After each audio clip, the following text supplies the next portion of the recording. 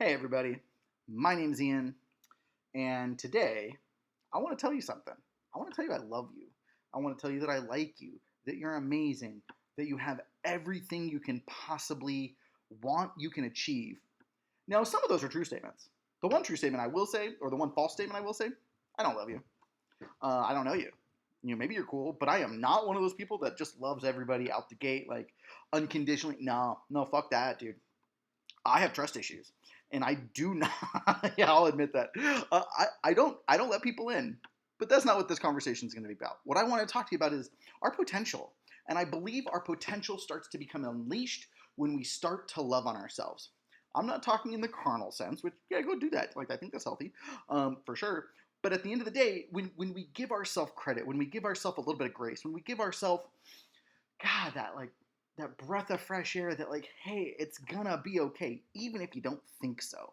When when we start to give ourselves, let's call it grace, right? Give ourselves a little bit of grace and say, you know what? I'm doing everything I can if you are.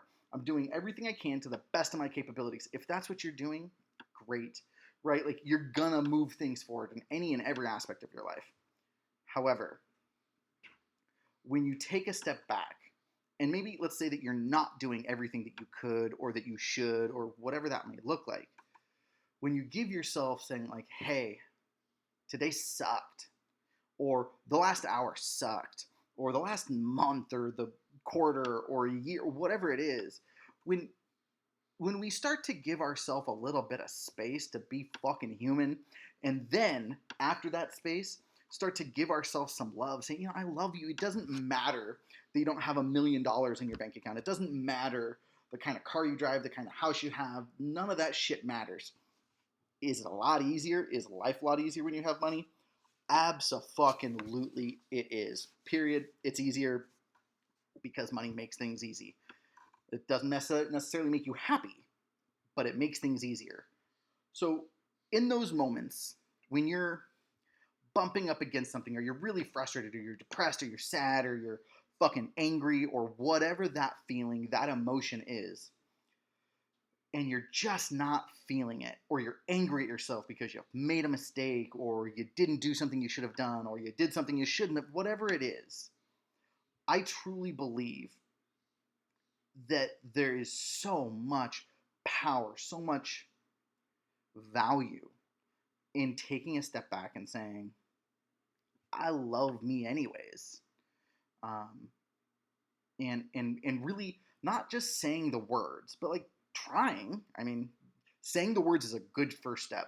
Then efforting, because sometimes this shit takes effort to try to feel, like what is something I could feel good about myself.